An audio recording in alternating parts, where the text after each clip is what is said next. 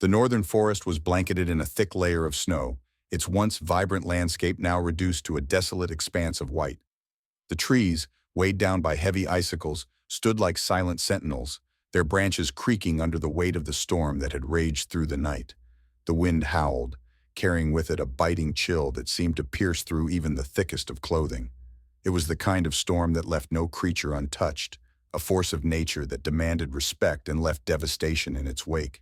Peter, a seasoned wildlife researcher, stood at the edge of the forest, his breath visible in the freezing air.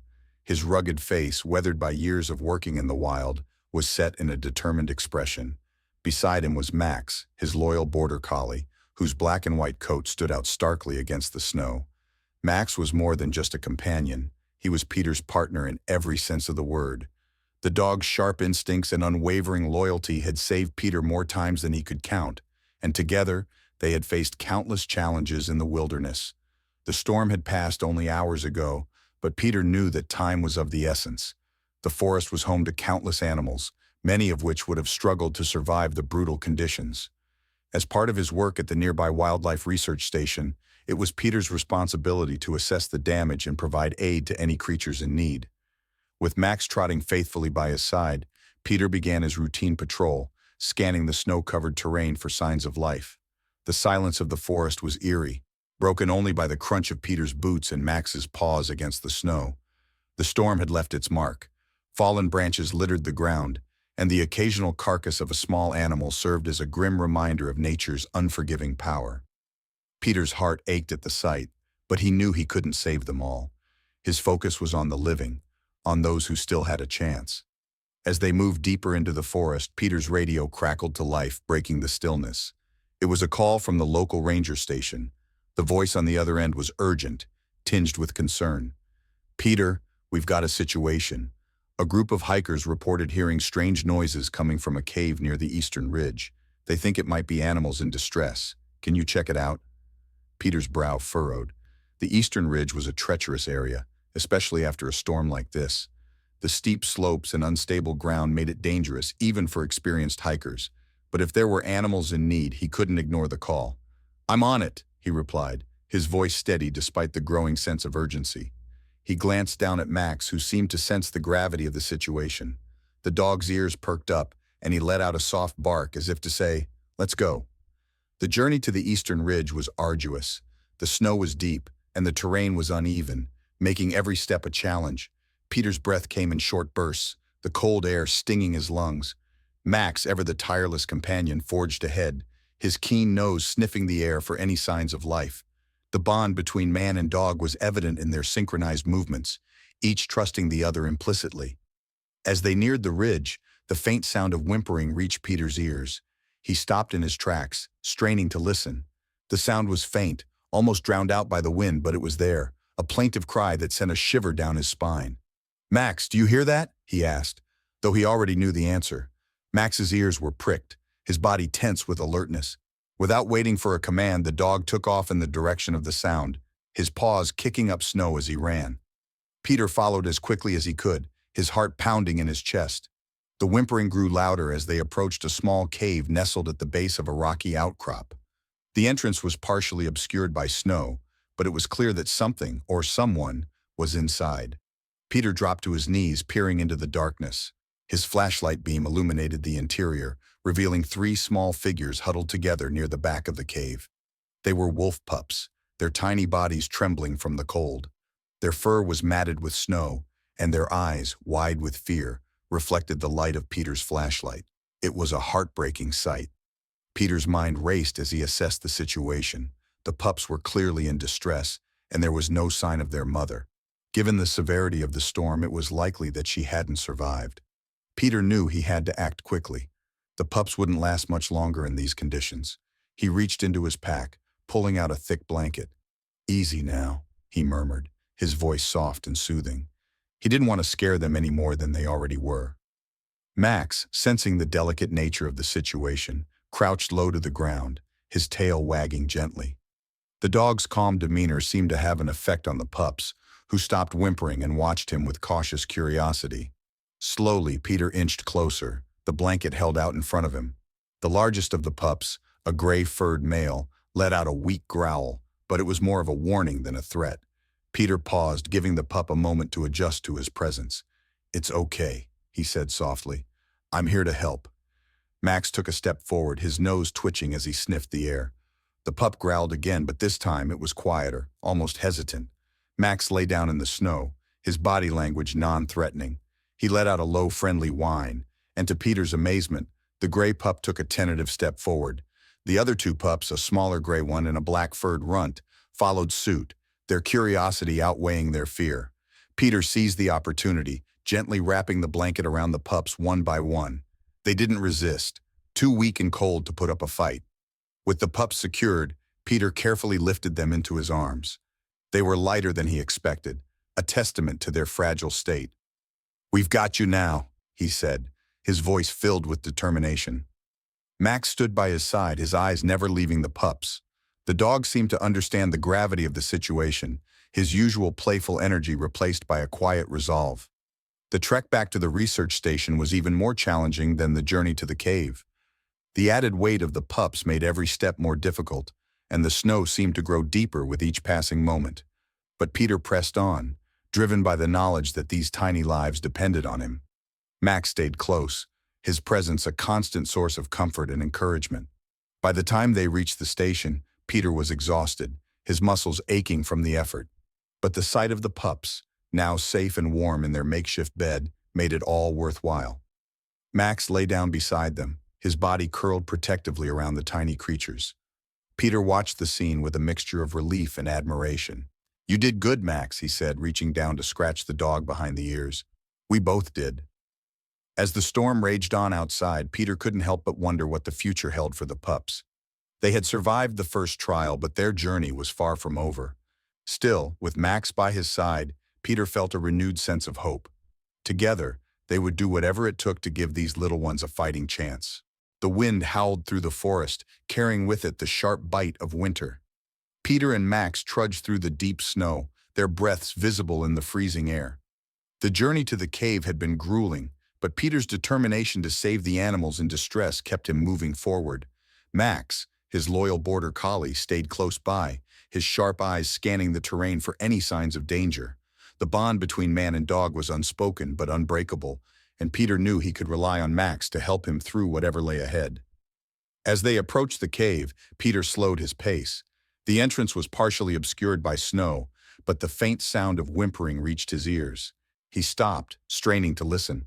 The sound was weak, almost drowned out by the wind, but it was unmistakable, a soft, pitiful cry that tugged at his heart. "This must be it," Peter murmured, glancing down at Max. The dog's ears were pricked, his body tense with alertness. Without waiting for a command, Max moved forward, his nose twitching as he sniffed the air.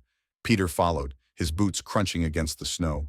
The cave was small, its entrance barely wide enough for a person to crawl through. Peter dropped to his knees, peering into the darkness. The beam of his flashlight cut through the shadows, revealing the interior of the cave. At first, he saw nothing but rocks and snow. Then, in the far corner, he spotted them. 3 small figures huddled together, their tiny bodies trembling. They were wolf pups, no more than a few weeks old. Their fur was matted with snow, and their eyes, wide with fear, reflected the light of Peter's flashlight.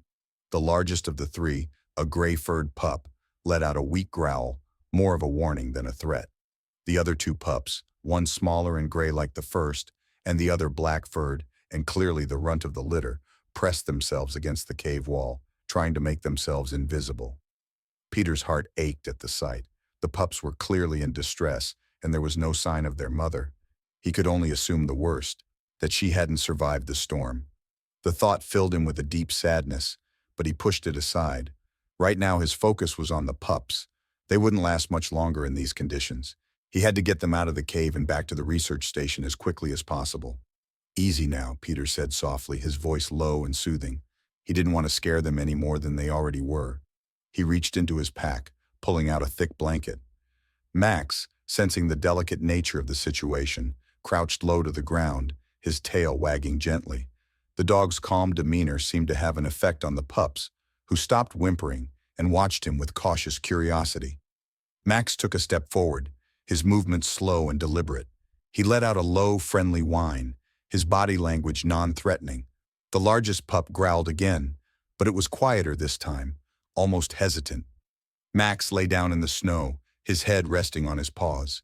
He let out another soft whine, and to Peter's amazement, the gray pup took a tentative step forward.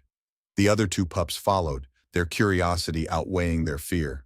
Peter held his breath, watching as Max worked his magic. The dog's gentle approach was breaking through the pups' defenses, earning their trust in a way that Peter never could. Slowly, Peter inched closer, the blanket held out in front of him. The largest pup sniffed the air, his nose twitching. He took another step forward, his eyes fixed on Max. The other pups stayed close behind, their tiny bodies trembling from the cold. When the gray pup was within reach, Peter extended the blanket, wrapping it gently around the pup's small frame. The pup let out a soft whimper but didn't resist. Peter pulled him close, tucking him against his chest to share his body heat. "It's okay," he murmured. "You're safe now." Encouraged by the gray pup's reaction, Peter turned his attention to the other two. The smaller gray pup was next, his movements hesitant but curious. Peter repeated the process, wrapping him in the blanket and holding him close. The black-furred runt was the last to approach. He was the smallest of the three, his tiny body shivering uncontrollably. Peter's heart broke at the sight, but he kept his movements slow and steady, not wanting to frighten the little one. Finally, the runt allowed himself to be wrapped in the blanket, his small head resting against Peter's chest. With all three pups secured, Peter sat back on his heels, taking a moment to catch his breath. The pups were lighter than he had expected, a testament to their fragile state. They were weak, cold, and clearly malnourished, but they were alive. That was all that mattered. "We've got you now," Peter said softly, his voice filled with determination. Max stood by his side, his eyes never leaving the pups. The dog seemed to understand the gravity of the situation, his usual playful energy replaced by a quiet resolve. Peter reached out, scratching Max behind the ears. "Good job, buddy," he said. "I couldn't have done this without you." The journey back to the research station was even more challenging than the trek to the cave. The added weight of the pups made every step more difficult, and the snow seemed to grow deeper with each passing moment. Peter's muscles ached, and his breath came in short bursts, but he pressed on, driven by the knowledge that these tiny lives depended on him. Max stayed close, his presence a constant source of comfort and encouragement. By the time they reached the station, Peter was exhausted. His legs felt like lead, and his arms ached from carrying the pups, but he didn't stop until they were safely inside. The warmth of the station was a welcome relief, and Peter wasted no time setting up a makeshift bed for the pups. He placed them on a soft blanket near the heater, their tiny bodies relaxing as the warmth began to seep in. Max lay down beside them, his body curled protectively around the tiny creatures. The pups, still wary but too tired to resist, snuggled against him, their eyes slowly closing. Peter watched the scene with a mixture of relief and admiration. "You're amazing, Max," he said, his voice filled with gratitude. "They trust you completely." As the storm raged on outside, Peter couldn't help but wonder what the future held for the pups. They had survived the first trial, but their journey was far from over. Still, with Max by his side, Peter felt a renewed sense of hope. Together, they would do whatever it took to give these little ones a fighting chance. The research station was a small but cozy refuge nestled in the heart of the northern wilderness. Its walls, built to withstand the harshest winters, now served as a sanctuary for three fragile lives. Peter had spent years working in this remote outpost, but never before had he faced a challenge quite like this. The three wolf pups, rescued from the icy grip of the storm, were now under his care. Alongside him was Max, his ever-loyal Border Collie, whose gentle presence had already proven to be a lifeline for the frightened pups. The first few days were the hardest. The pups were terrified, their tiny bodies trembling not just from the cold, but from fear. They huddled together in a corner of the room, their wide eyes darting nervously at every sound or movement. Peter had set up a warm, soft bed for them near the heater, but they refused to leave the safety of their huddle. They didn't trust the strange new environment, and they certainly didn't trust the human who had brought them here. Peter understood their fear. They had lost their mother, their home, and everything familiar to them. Now, they were surrounded by unfamiliar sights, sounds, and smells. He knew it would take time for them to adjust, but time was a luxury they didn't have. The pups were weak and malnourished, and if they didn't start eating soon, their chances of survival would dwindle. Max, however, seemed to understand the situation in a way that Peter couldn't. The dog stayed close to the pups, lying down a few feet away from them, his body language calm and non-threatening. He didn't try to approach them right away, instead giving them the space they needed to feel safe. But he was always there, a quiet and reassuring presence. On the first night, Peter tried offering the pups some warm milk mixed with a bit of meat broth. He placed the bowl near their bed and stepped back, giving them room to approach. But the pups didn't move. They stayed curled up together, their eyes fixed on Peter with a mixture of fear and suspicion. Peter sighed, his heart heavy with worry. "They're too scared to eat," he said softly, glancing at Max. "I don't know how to get through to them." Max, as if understanding Peter's words, got up and walked over to the bowl. He sniffed it, then lapped at the milk a few times before stepping back and lying down again. The pups watched him intently, their ears twitching. After a few moments, the smallest of the three, a tiny gray-furred female, took a tentative step forward. She sniffed the air, her nose twitching, and then, with a cautious glance at Max, she approached the bowl. She lapped at the milk hesitantly, her movements slow and unsure. Peter held his breath, not wanting to startle her. "Good girl," he whispered, his voice barely audible. The other two pups, emboldened by their sister's actions, eventually followed. The larger gray male approached next, his steps more confident, while the smallest of the three, a black-furred runt, hung back, his body language hesitant and unsure. But eventually hunger won out, and he joined his siblings at the bowl. Peter felt a wave of relief wash over him. It was a small victory, but it was a start. "That's it," he said softly. "You're going to be okay." Over the next few days, Peter and Max worked tirelessly to care for the pups. Feeding them became a routine, with Peter preparing small, nutrient-rich meals to help them regain their strength.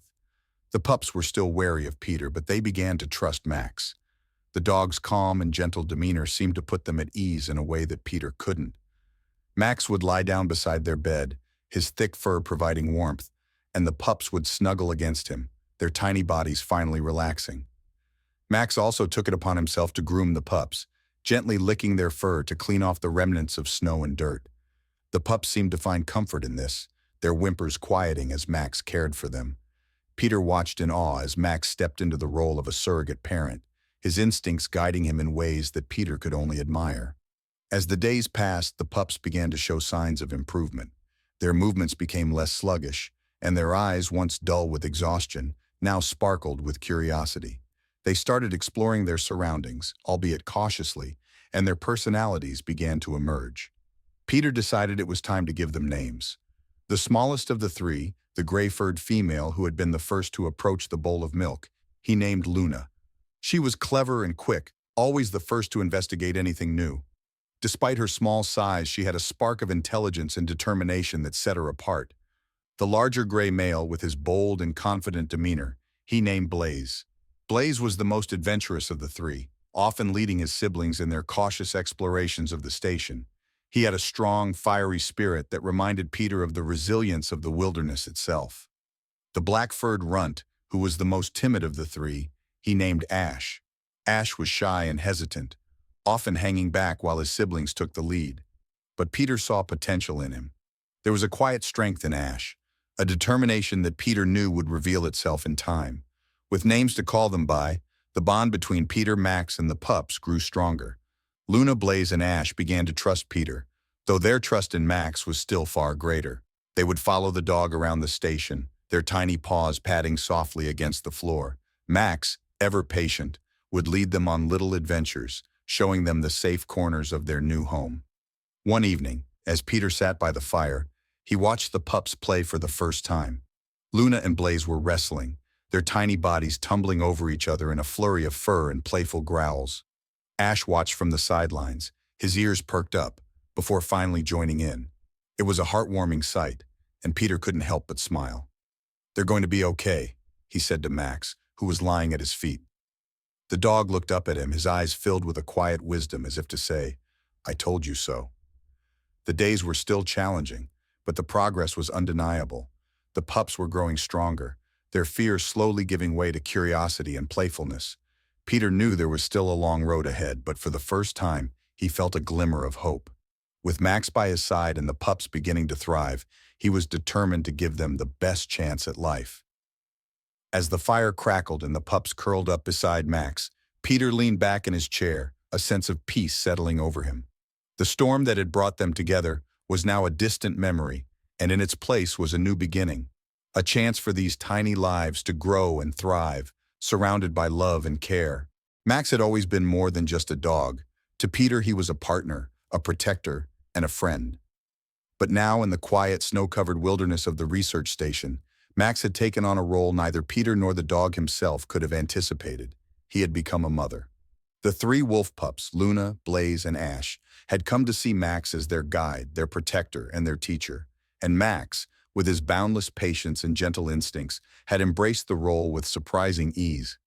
At first, Max's role as a surrogate parent was simple.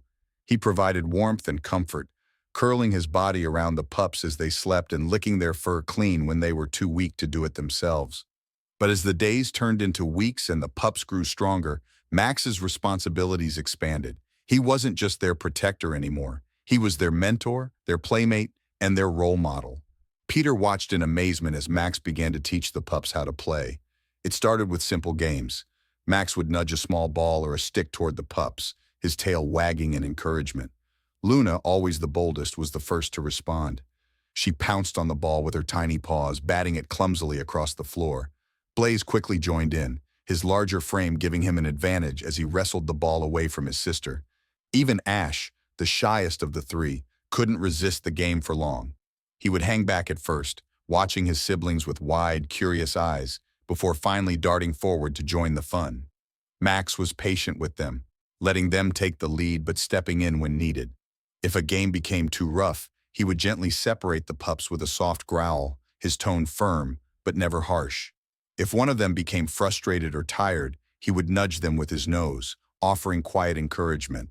It was clear that Max understood the importance of play, not just as a way for the pups to burn off energy, but as a way for them to learn and grow. Peter, inspired by Max's efforts, began creating toys and challenges for the pups. He fashioned small, lightweight objects for them to chase and chew on, and he set up simple obstacle courses in the station's yard. Max took to these new tools with enthusiasm, using them to teach the pups essential skills. He would chase after a ball or a stick, showing the pups how to track and retrieve it. Then he would step back, letting them try it for themselves. Luna, with her quick reflexes and sharp mind, was often the first to succeed. Blaze, ever the competitor, would follow close behind, his determination making up for his occasional clumsiness. Ash, though slower to join in, showed a quiet persistence that Peter found deeply endearing. As the pups grew more confident, Max began taking them outside. The station's yard was a wide, snow-covered expanse bordered by tall trees and open sky. For the pups, it was a world of endless possibilities and endless challenges. The snow was deep and cold, and the ice beneath it was slippery and unpredictable. But Max was undeterred. He led the pups out into the yard, his tail wagging as he bounded through the snow. The pups followed hesitantly at first, their tiny paws sinking into the cold, unfamiliar terrain. But Max's enthusiasm was infectious, and soon they were chasing after him, their playful yips echoing through the crisp winter air. One of Max's favorite lessons was teaching the pups how to navigate the ice. The yard had several patches of frozen ground, slick and treacherous. Max would step onto the ice first, his movements slow and deliberate. He would crouch low, his body balanced and steady, and then slide forward, his paws skimming the surface. The pups watched him with wide eyes, their heads tilted in curiosity. Then, one by one, they tried to imitate him. Luna, as usual, was the first to succeed. She crouched low like Max, her tiny body gliding awkwardly across the ice. Blaze followed, his larger frame making him less graceful but no less determined. Ash, though hesitant, eventually joined in, his cautious movements earning him quiet praise from Max. Peter couldn't help but marvel at the sight. Max, a border collie with no experience raising wolves, was teaching the pups skills they would need to survive in the wild. And yet there was something almost wolf-like about Max's behavior. He didn't just teach the pups how to play or navigate the ice, he also began mimicking behaviors that Peter had only ever seen in wolves. One evening, as the sun dipped below the horizon and the forest was bathed in a soft, golden light, Peter heard a sound that stopped him in his tracks. It was a howl, low and mournful, carrying through the stillness of the evening.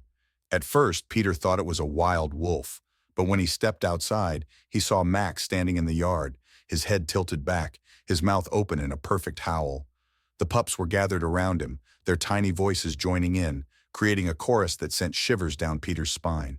Peter watched in awe as Max continued to howl, his voice rising and falling in a way that seemed almost instinctual. The pups, though their howls were high-pitched and uneven, followed his lead, their small bodies trembling with the effort. It was a hauntingly beautiful sight, and Peter couldn't help but wonder where Max had learned to howl like that. Had he picked it up from the wild wolves that roamed the forest?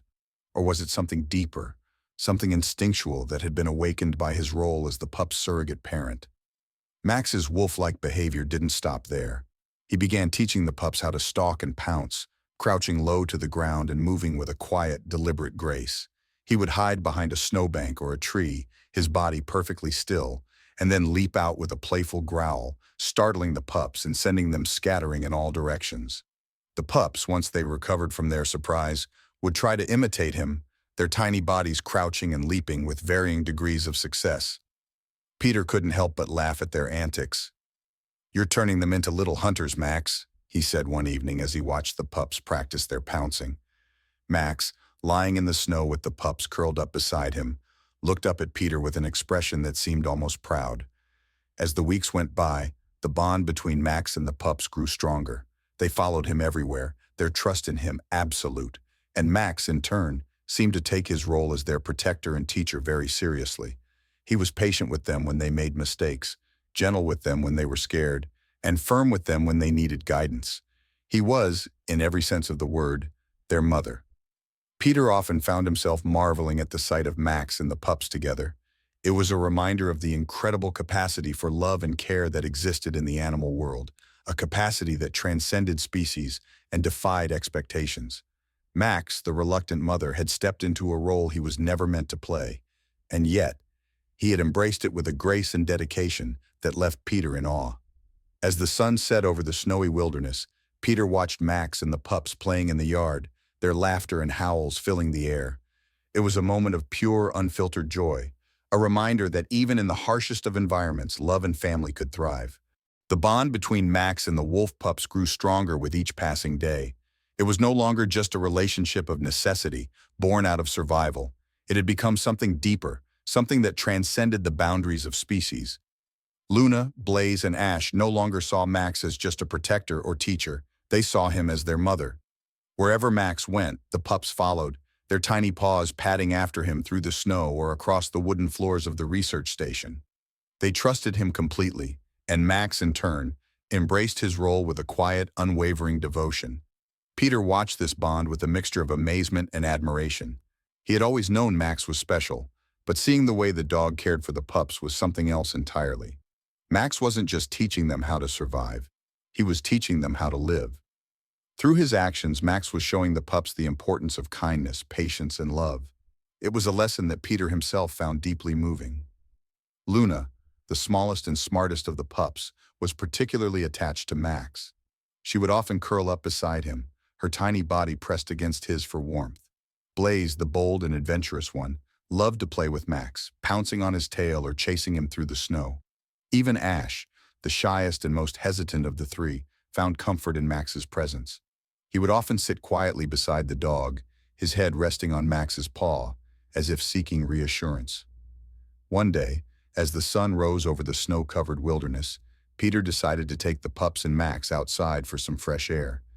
The yard was blanketed in a thick layer of snow, sparkling in the morning light. The pups bounded out into the open, their playful yips echoing through the crisp air. Max followed close behind, his tail wagging as he watched over them.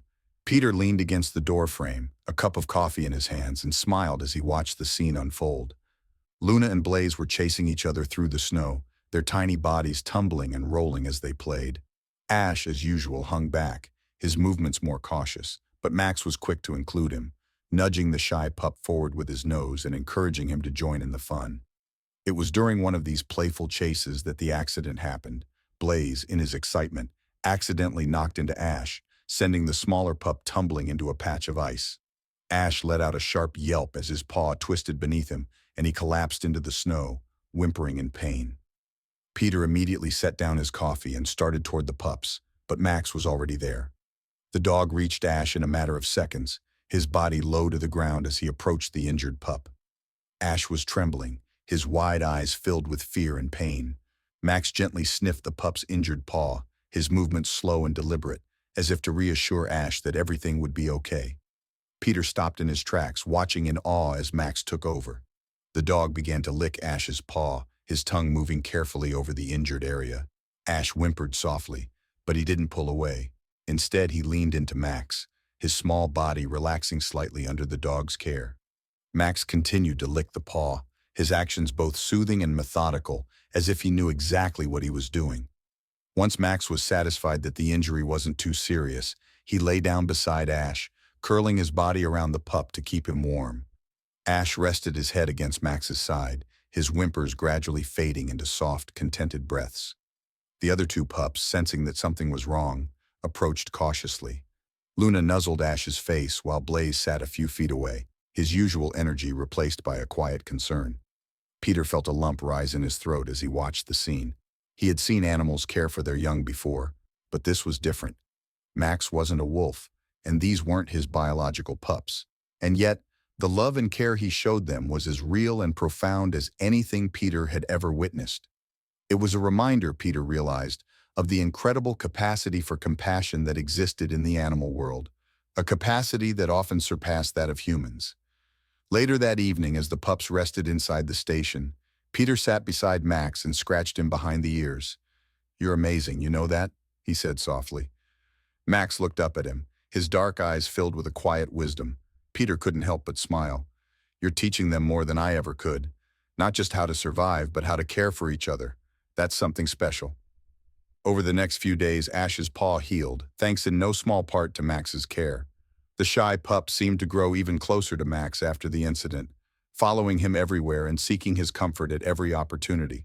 Max, for his part, was as patient and attentive as ever, always making sure that Ash felt included and safe. The bond between Max and the pups continued to deepen, and Peter found himself marveling at the way they interacted. It wasn't just that Max was teaching the pups. It was that the pups were learning from him in ways that went beyond survival skills. They were learning empathy, patience, and the importance of looking out for one another. One evening, as the fire crackled in the hearth and the pups lay curled up beside Max, Peter reflected on everything he had witnessed over the past few weeks.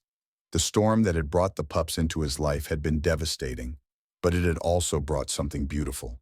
It had brought Max and the pups together, creating a bond that defied logic and transcended the boundaries of species. Peter thought back to the moment he had found the pups in the cave, trembling and alone. They had been so small, so fragile, and so afraid. And now, thanks to Max, they were thriving. They were still young and vulnerable, but they were also strong, curious, and full of life. And most importantly, they were loved. As Peter watched Max gently nuzzle Ash, who had fallen asleep with his head resting on the dog's paw, he felt a deep sense of gratitude. Max had shown him something profound, something that Peter would carry with him for the rest of his life. Love, he realized, wasn't limited by species or biology. It was a universal force, capable of bridging even the widest of gaps. And in Max, Peter had found the perfect embodiment of that truth. The pups stirred in their sleep, their tiny bodies shifting closer to Max. The dog lay still, his eyes half closed, his breathing slow and steady. Peter smiled, his heart full. "You're their family now, Max," he said softly. "And I think in a way, they're yours too." As the night deepened and the fire burned low, Peter sat quietly, watching the unlikely family before him. In the stillness of the moment, he felt a profound sense of peace. The world outside was cold and harsh, but here, in this small station, love had found a way to flourish. And that, Peter thought, was something truly extraordinary. As the weeks turned into months, Luna, Blaze, and Ash grew stronger and more independent. Their once tiny, fragile bodies had filled out with muscle, and their playful antics had given way to more purposeful behaviors. Peter watched them with a mixture of pride and sadness, knowing that the time was approaching when they would need to leave the safety of the research station and return to the wild. It was a bittersweet realization. He had grown attached to the pups, and so had Max. But Peter knew that their future wasn't here. It was out there, in the wilderness where they truly belonged. Peter began to prepare for the inevitable.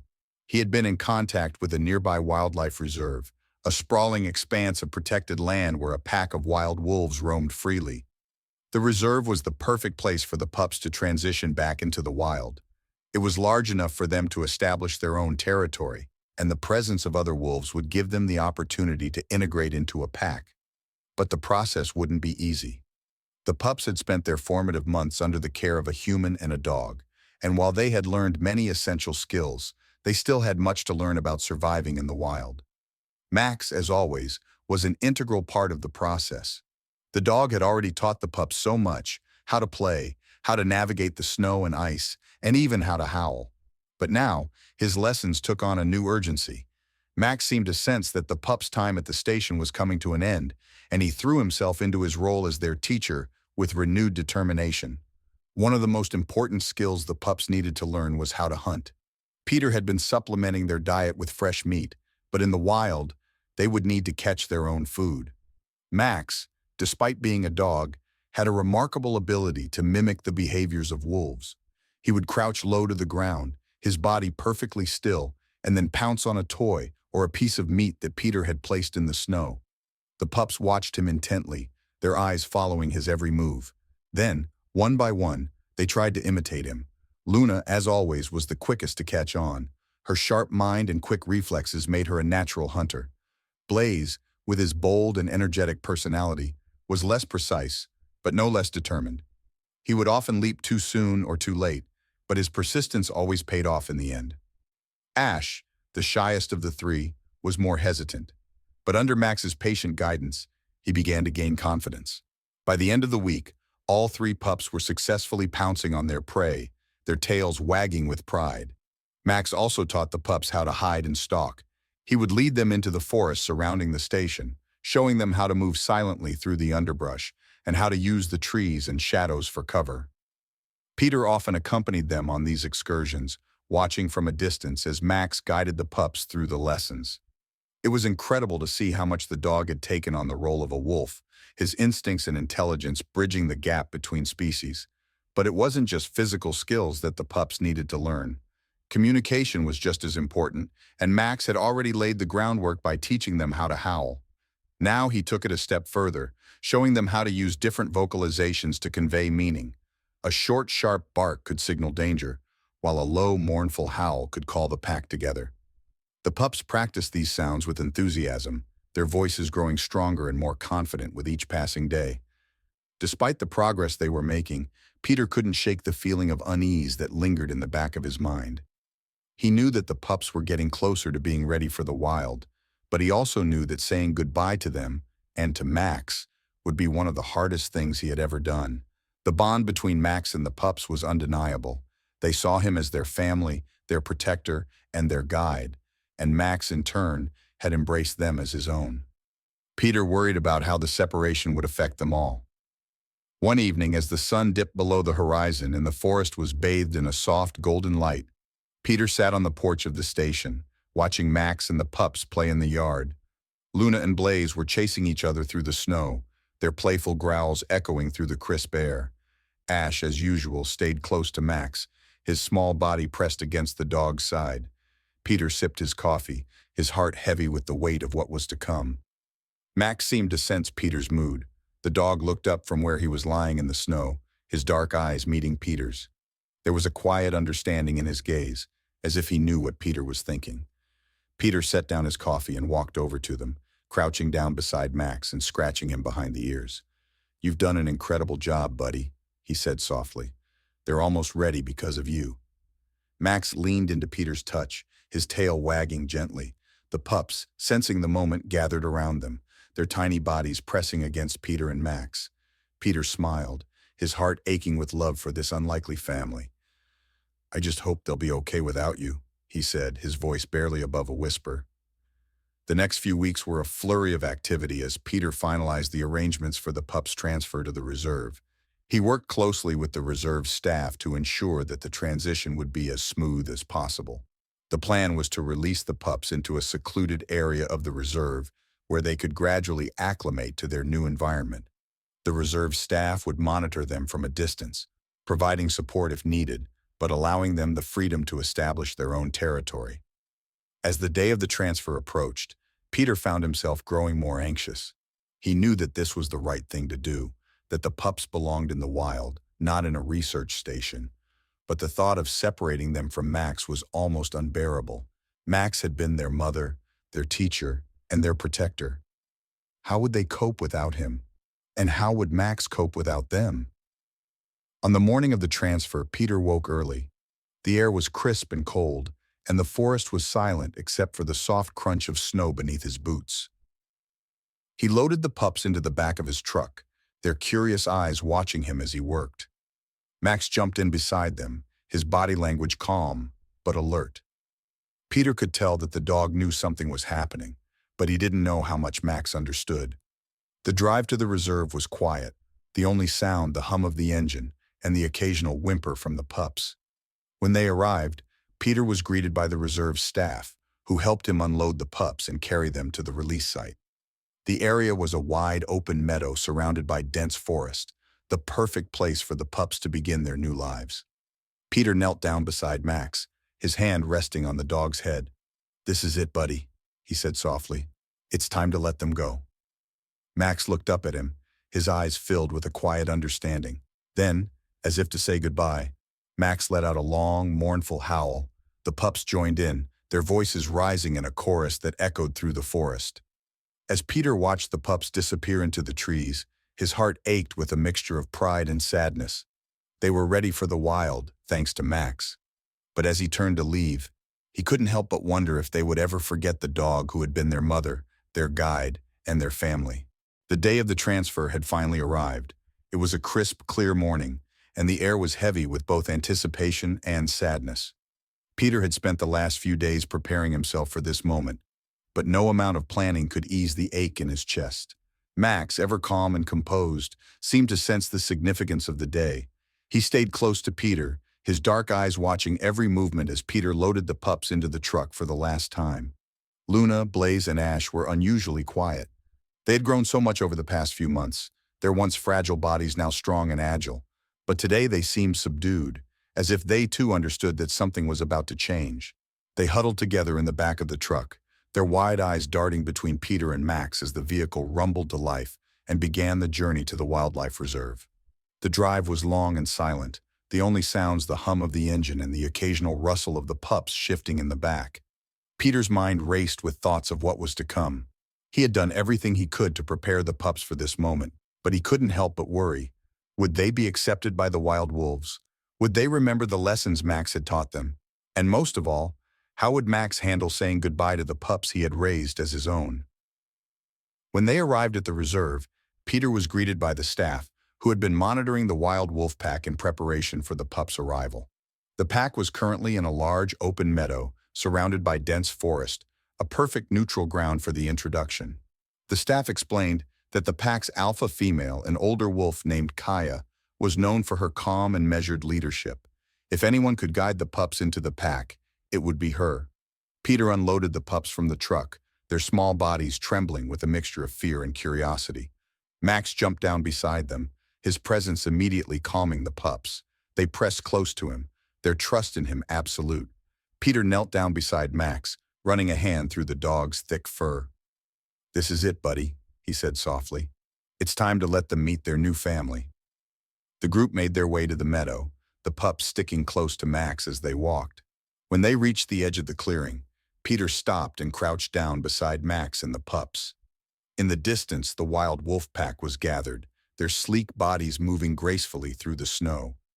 They were a striking sight, their fur glinting in the sunlight, their movements synchronized and purposeful. Peter's heart pounded in his chest as he watched them, his mind racing with questions. How would they react to the pups?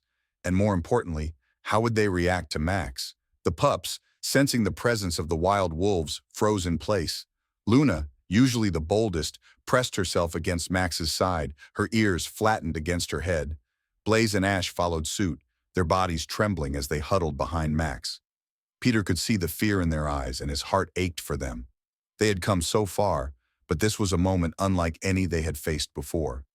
Max, however, was calm. The dog stood tall, his body language confident and steady. He looked at the wild wolves, his ears perked and his tail held high, and then he did something that took Peter completely by surprise.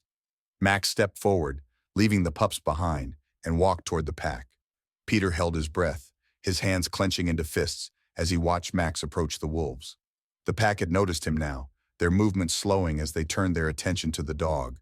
A few of the wolves lowered their heads, their ears flicking back in uncertainty. Others stood still, their eyes fixed on Max as he moved closer. The tension in the air was palpable, and Peter's heart raced as he waited to see what would happen. When Max reached the center of the meadow, he stopped and lifted his head. Then, with a deep breath, he let out a long, mournful howl. The sound echoed through the clearing, rising and falling in a way that was both haunting and beautiful. It was a call, a message, and an introduction all in one. Max's howl seemed to carry with it a sense of purpose, as if he were telling the wolves, "These pups are mine, and I am here for them." The pack stood still, their ears twitching as they listened to Max's howl. For a moment there was silence. Then one by one, the wolves began to respond. Their howls rose into the air, blending with Max's in a chorus that sent shivers down Peter's spine. It was a conversation, a meeting of two worlds, and Peter could only watch in awe as it unfolded. After a few moments, the pack began to move.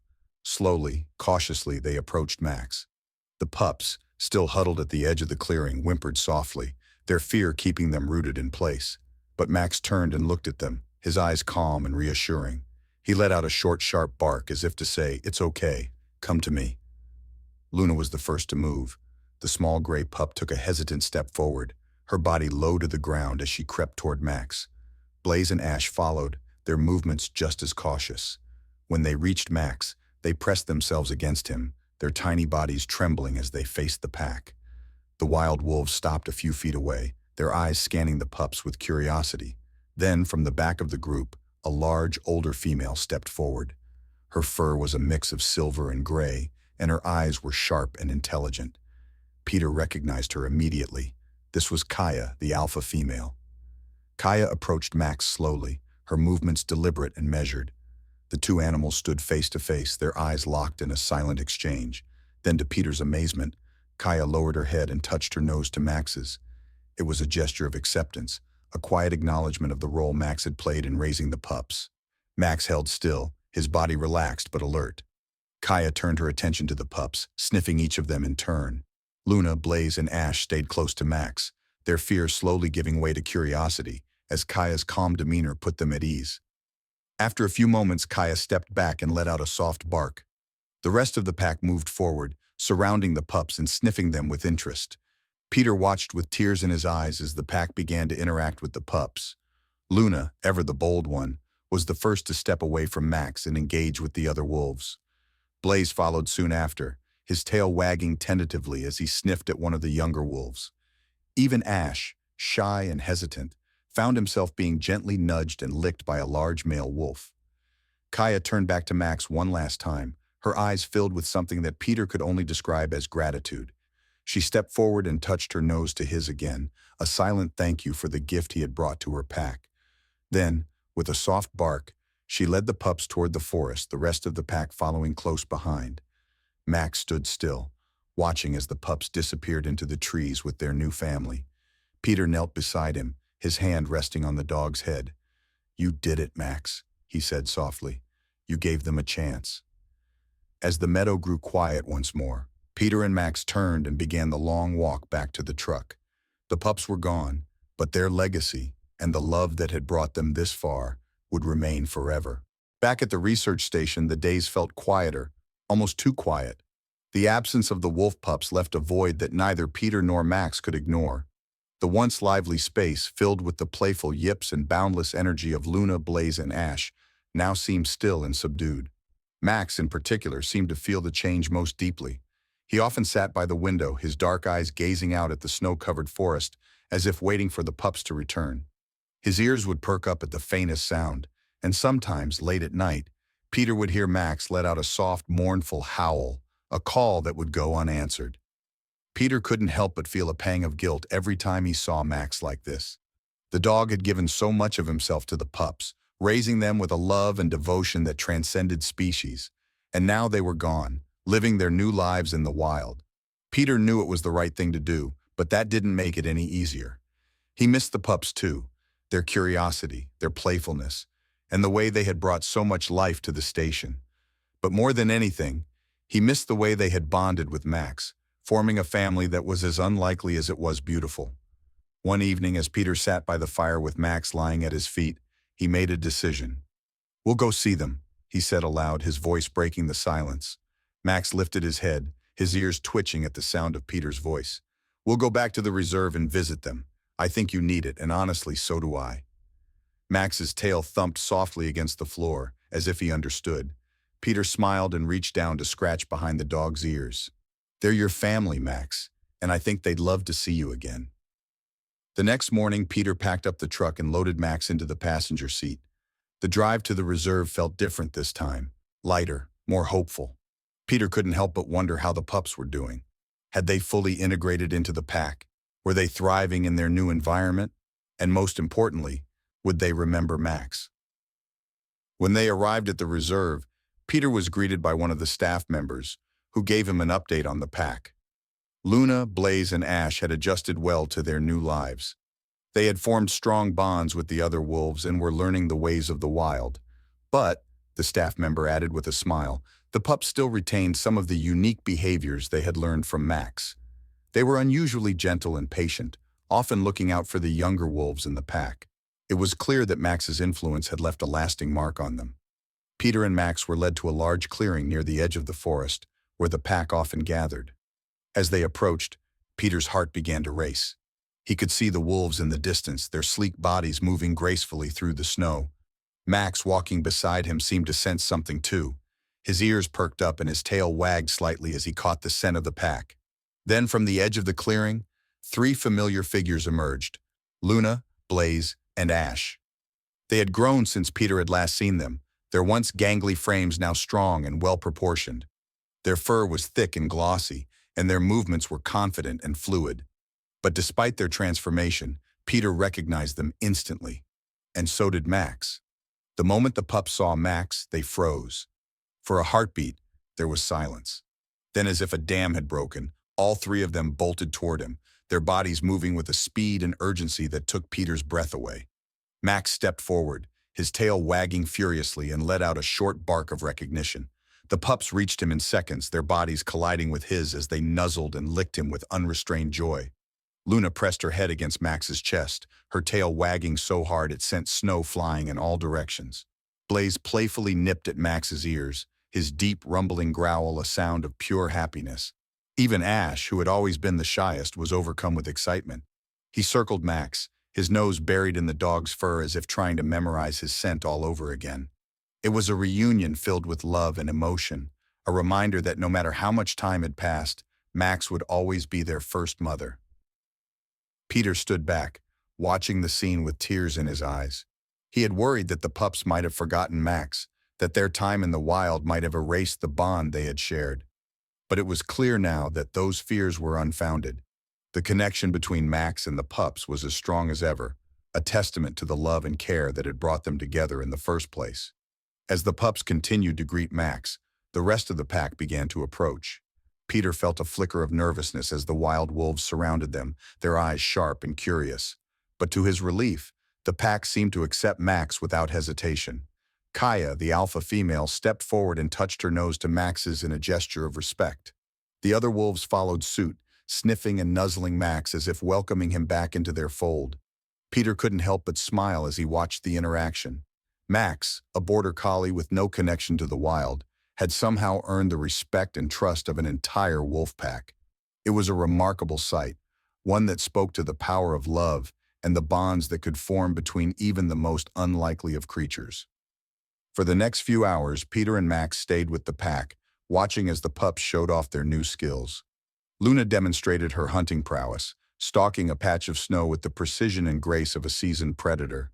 Blaze, ever the playful one, engaged in a mock fight with one of the younger wolves, his strength and agility on full display. Even Ash, who had once been so timid, moved with a quiet confidence that made Peter's heart swell with pride. But what struck Peter the most was the way the pups interacted with the other wolves. They were kind and patient, often stepping in to help the younger or weaker members of the pack. It was clear that Max's lessons had stayed with them, shaping not only their behavior, but also their hearts. They were wild wolves now, but they had not forgotten the compassion and gentleness that Max had taught them. As the sun began to set, casting a golden glow over the snowy landscape, Peter knew it was time to say goodbye. The pups seemed to sense it too. They nuzzled Max one last time, their eyes filled with a mixture of love and longing. Max licked each of them in turn, his movements slow and deliberate, as if trying to convey everything he couldn't say in words. Peter placed a hand on Max's head as they turned to leave. "You did good, buddy," he said softly. "You gave them everything they needed, and they'll carry it with them, always." As they walked back to the truck, Peter glanced over his shoulder one last time. The pups were standing at the edge of the clearing, watching them go. Luna let out a soft howl, a sound that was quickly joined by Blaze and Ash. Max stopped and turned, lifting his head to howl in response.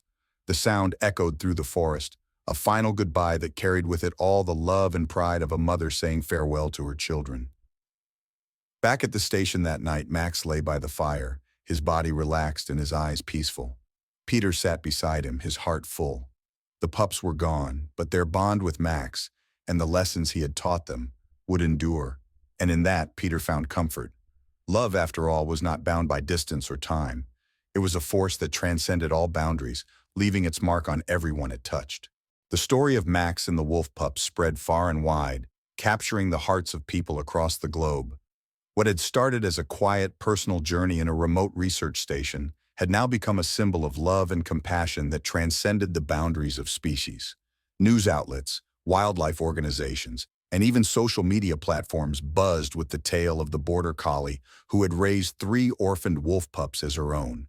People were captivated by the idea that a dog, a species so far removed from wolves in the wild, could teach them not only survival skills, but also lessons in kindness and empathy. Peter was initially overwhelmed by the attention.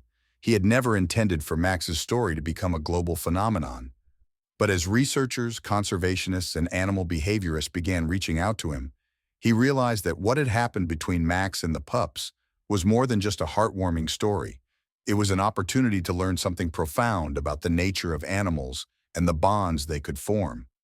Within months, the research station became a hub of activity. Scientists from all over the world traveled to meet Peter and Max, eager to study the unique relationship that had developed between the dog and the wolves. They pored over Peter's notes, watched hours of footage he had recorded, and even visited the wildlife reserve to observe Luna, Blaze, and Ash in their new environment. What they discovered was nothing short of extraordinary. The wolf pack, now fully integrated into the wild, was thriving. Luna, Blaze, and Ash had grown into strong, capable adults, each carving out their own roles within the pack. But what stood out to the researchers were the behaviors that set them apart from other wolves. Unlike most wild packs, which operated on strict hierarchies and often competed fiercely for resources, this pack exhibited unusual levels of cooperation and compassion. One of the most striking examples was their approach to food. Researchers observed that Luna, Blaze, and Ash often shared their kills with weaker or injured members of the pack, something that was rarely seen in wild wolves. On one occasion, Blaze was seen bringing a portion of his meal to an older wolf who had been struggling to keep up with the pack. On another, Luna stood guard over a small injured fox that had wandered into their territory, ensuring that no harm came to it until it was able to leave on its own. These behaviors baffled the researchers at first, but as they delved deeper, they began to see a pattern. The wolves' actions, they realized, were a direct reflection of the lessons they had learned from Max. During their time at the research station, Max had not only taught them how to survive, but had also modeled behaviors rooted in empathy and care. She had shared her food with them, comforted them when they were scared or hurt, and protected them with unwavering devotion. These lessons had stayed with the wolves, shaping their interactions with each other and with the world around them. The researchers coined a term for this phenomenon, the Max effect. It described the way in which the wolves' early experiences with Max had influenced their behavior, creating a ripple effect that extended beyond their immediate family to the entire pack. The Max effect challenged long-held assumptions about animal behavior, particularly the idea that wild animals were driven solely by instinct and survival. It suggested that, under the right circumstances, animals were capable of learning and exhibiting behaviors that went beyond their natural inclinations. The implications of the Max effect were profound. If a dog could teach wolves to be more compassionate and cooperative, what did that say about the potential for cross-species relationships in the animal kingdom? Could similar bonds be formed between other species? And what could humans learn from these interactions? These were the questions that researchers began to explore, using Max's story as a foundation for their studies. Max, of course, was blissfully unaware of the global attention she had garnered. To her, life at the research station continued as it always had. She spent her days exploring the forest with Peter, napping by the fire, and occasionally staring out the window as if remembering the pups she had raised. But Peter could see that she was happy. The visit to the reserve had given her closure, and though she missed Luna, Blaze, and Ash, she seemed content knowing that they were thriving in the wild. Peter, on the other hand, found himself busier than ever. He was invited to speak at conferences and seminars, sharing the story of Max and the pups with audiences around the world. He collaborated with researchers on papers and studies, delving into the science behind the Max effect and its broader implications. But no matter how far he traveled or how many people he spoke to, he always returned to the research station, where Max waited for him with her wagging tail and soulful eyes. One day, a group of young conservationists visited the station to meet Max and learn more about her story. They were eager and full of questions, their excitement palpable as Peter recounted the events that had unfolded over the past year. When they finally met Max, they were struck by her calm demeanor and gentle nature. One of them, a young woman named Clara, knelt down beside Max and stroked her fur. "She's incredible," Clara said softly. "It's amazing to think that one dog could have such a profound impact on a pack of wolves, and on all of us." Peter smiled, his hand resting on Max's head. "She is incredible," he agreed. "But I think what makes her story so special is that it reminds us of something we often forget, that love and compassion aren't limited to humans. They're universal, and when we open ourselves up to those connections, amazing things can happen." As the conservationists left, Peter sat on the porch with Max, watching the sun set over the forest. The sky was painted in hues of orange and pink, and the air was filled with the sounds of birds and rustling leaves. Peter thought about everything that had happened, the storm that had brought the pups into their lives, the months of raising them, the bittersweet goodbye, and the incredible legacy that had followed. It had been a journey unlike any other, one that had changed not only the lives of Max and the pups, but also his own. Max rested her head on Peter's lap, her eyes half closed as she let out a contented sigh. Peter stroked her fur, his heart full of gratitude. "You've done so much, Max," he said softly. "More than I ever could have imagined. And your story, it's going to inspire people for years to come." In the years that followed, the Max effect became a cornerstone of research into animal behavior and cross-species relationships. Conservation programs around the world began incorporating the principles of empathy and cooperation into their work, inspired by the lessons Max had taught. And though Max eventually grew old and passed away, her legacy lived on, not just in the wolves she had raised, but in the countless lives she had touched through her story. Peter often visited the reserve, where Luna, Blaze, and Ash continued to thrive. Each time he saw them, he was reminded of Max and the incredible bond they had shared. And as he watched the wolves move through the forest with grace and confidence, he felt a deep sense of pride. Max's love had left an indelible mark on the world, proving that even the smallest acts of kindness could create ripples that extended far beyond what anyone could imagine.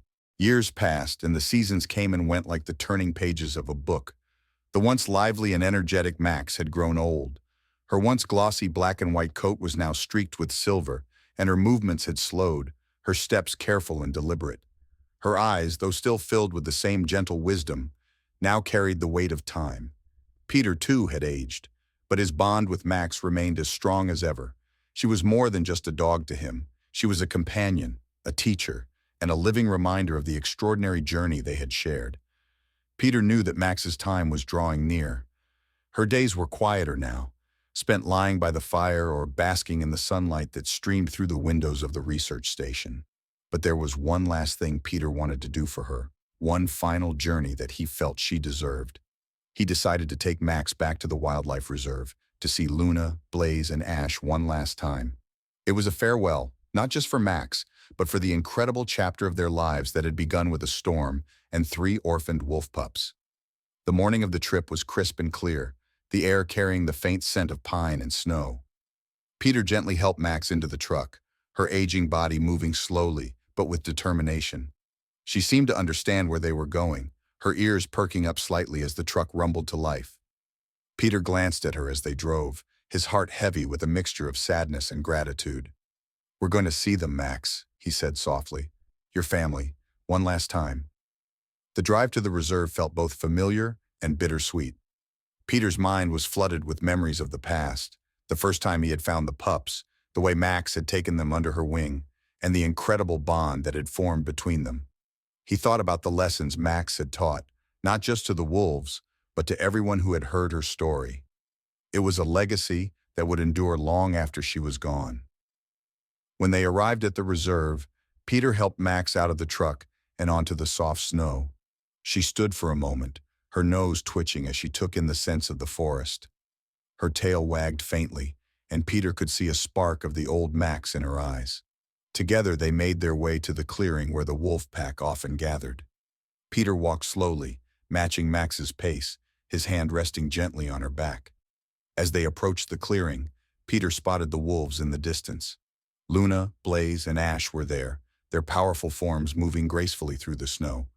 They had grown into strong, majestic adults, their coats thick and their movements confident. But despite their transformation, Peter could still see traces of the playful pups they had once been. Max stopped, her body still as she watched the wolves. For a moment there was silence. Then, as if sensing her presence, Luna lifted her head and turned toward them. Her golden eyes widened, and she let out a soft, questioning howl. Blaze and Ash froze, their ears swiveling toward the sound. And then, as recognition dawned, all 3 wolves broke into a run. Peter's breath caught in his throat as he watched the wolves race toward Max. Their movements were swift and purposeful, their powerful bodies cutting through the snow like arrows. Max stood her ground, her tail wagging slowly as they approached. When they reached her, the wolves surrounded her, their massive forms dwarfing her aging frame. But there was no hesitation, no fear, only love. Luna was the first to nuzzle Max, pressing her head against the dog's chest with a soft whine. Blaze followed, his tail wagging as he licked Max's face, his excitement palpable. Even Ash, who had always been the most reserved, leaned in to gently nudge Max's side, his eyes filled with a quiet reverence. It was as if they were saying, "We remember you, we love you, thank you." Peter stood back, tears streaming down his face as he watched the reunion. It was a moment of pure, unfiltered emotion, a testament to the bond that had been forged between Max and the wolves. Despite the years that had passed, despite the distance and the differences between them, their connection had endured. It was a love that transcended time, space, and even species. Max, for her part, seemed at peace. She moved slowly among the wolves, her nose brushing against their fur as if to reassure herself that they were real. She let out a soft, contented bark, and the wolves responded with gentle whines and nudges. They stayed close to her, their bodies forming a protective circle around her as if they understood that this was a special moment, a goodbye. Peter knelt in the snow, his voice trembling as he spoke to Max. "You did it, Max," he said softly. "You gave them everything they needed. You taught them how to survive, how to care for each other, and how to love. And you taught me too. You showed me that love has no boundaries, no limits. It's the most powerful thing in the world." As the sun began to set, casting a warm golden light over the clearing, Max lay down in the snow, her body nestled among the wolves. Luna curled up beside her, resting her head on Max's back. Blaze and Ash lay close, their eyes watching her with a mixture of love and sadness. Peter sat nearby, his heart heavy but full, knowing that this was exactly where Max was meant to be. The forest grew quiet as the day faded into twilight. The wolves stayed by Max's side, their presence a silent tribute to the dog who had been their mother, their teacher, and their protector. Max's breathing slowed, her eyes closing as she rested her head on her paws. There was no fear, no pain, only peace. Peter reached out to stroke Max's fur, his voice breaking as he whispered, "You've done enough, Max. Rest now. You've earned it." As the last rays of sunlight disappeared behind the trees, Max let out a soft sigh and closed her eyes for the final time. She was surrounded by love, by the family she had created, and by the legacy she had left behind. It was a quiet, gentle passing, one that reflected the life she had lived, a life of compassion, courage, and unwavering love. The wolves stayed with Max long after the sun had set, their howls rising into the night sky like a song of remembrance. Peter sat with them, his heart aching but filled with gratitude. Max was gone, but her spirit lived on, in the wolves she had raised, in the lessons she had taught, and in the countless lives she had touched through her story. In the days that followed, Peter returned to the research station, carrying with him the memory of that final, beautiful moment. He knew that Max's legacy would endure, not just in the wolves, but in the hearts of everyone who had heard her story. She had shown the world that love was not bound by species or circumstance, that it was a force that could bridge even the widest of divides. And so, as the years went on, the story of Max and the wolves continued to inspire. It was a story of hope, of connection, and of a love that was, in every sense of the word, eternal.